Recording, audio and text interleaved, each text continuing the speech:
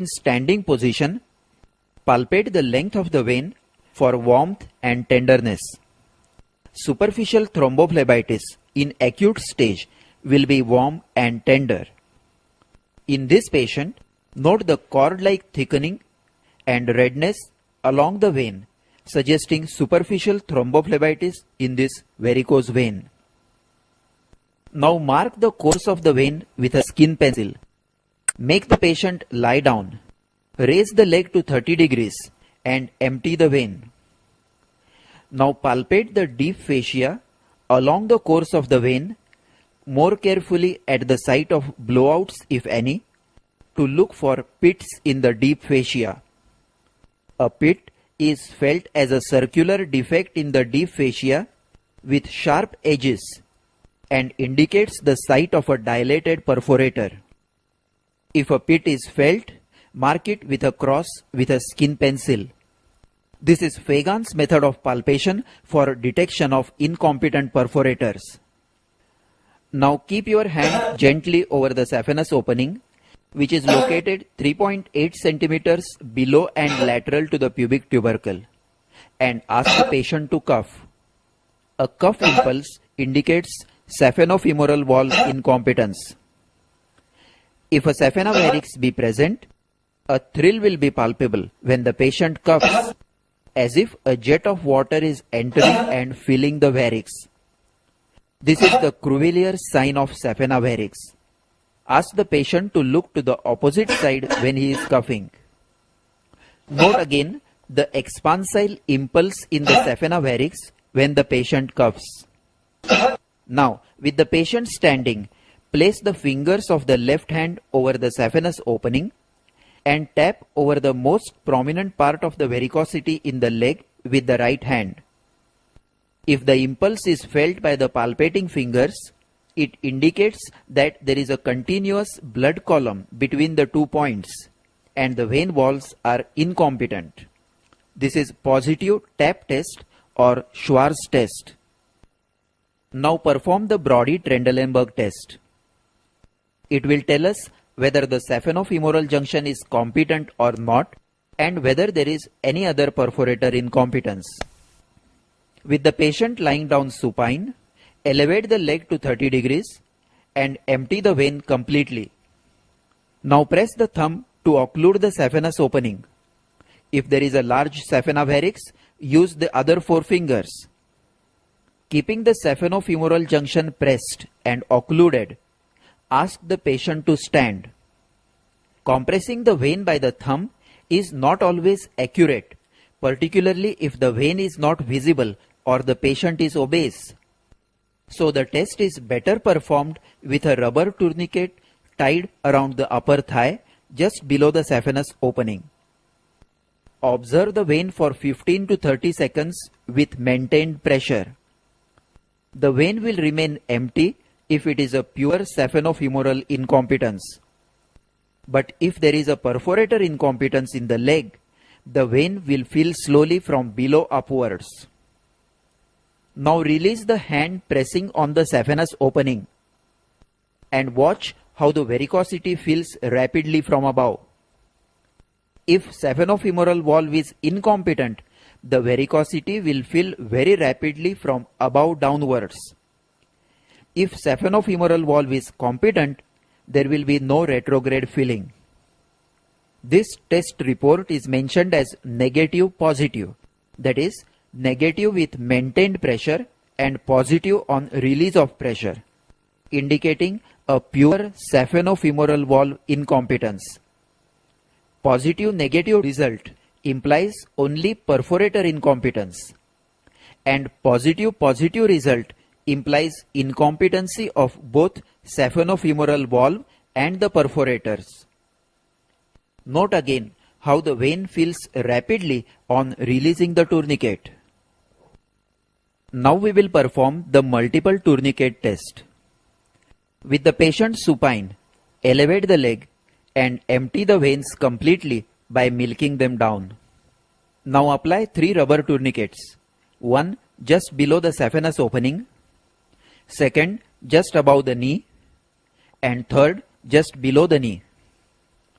This divides the long saphenous vein into 4 segments, each with one constant perforator. The saphenofemoral valve above the first tourniquet, the mid-thigh perforator in adductor canal between the first and the second tourniquets, the below knee perforator between the second and tourniquets, and the ankle perforators below the third tourniquet. The tourniquets should be just tight enough to occlude only the superficial veins. Now ask the patient to stand up and observe for 15 to 20 seconds for the appearance of varicosities in each segment. A rapid appearance of a varicosity or a blowout in any of the segments indicates the incompetency of the related perforator. In the segments with competent perforators, the vein remains collapsed.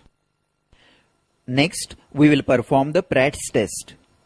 This test is performed to locate the incompetent perforators more accurately.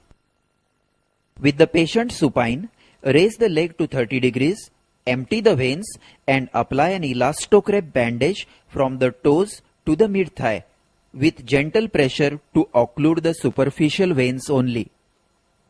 Now apply a rubber tourniquet below the saphenofemoral valve to occlude retrograde flow from the saphenofemoral valve. Now ask the patient to stand and release the bandage from above downwards. After releasing each turn, observe the vein for filling.